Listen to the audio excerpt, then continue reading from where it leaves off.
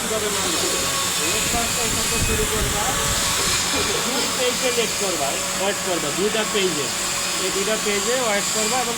কিউভাবে উঠবা, কাপড় করে উঠবা, হাত সামান্য চাপ দিয়ে রাখবা। হ্যাঁ, তাহলে রোডটা অপোজিটে সুন্দর করে উঠবো, 100% রোড উঠবো। হ্যাঁ, আর জয়েন্ট মিলাবো কীভাবে,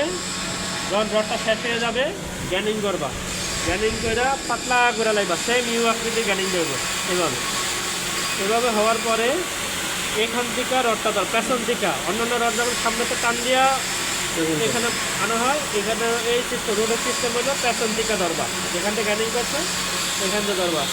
যেই জায়গায় কাটা জায়গাটা ওই জায়গায় হালকা চাপ দিয়ে ধরবা, চাপ দিয়ে ধরলে কী হবে, অপোজিটের মিলের জয়েন্টটা ভুলে যাবে, 100% মিলের জয়েন্টটা তাহলে সুযোগ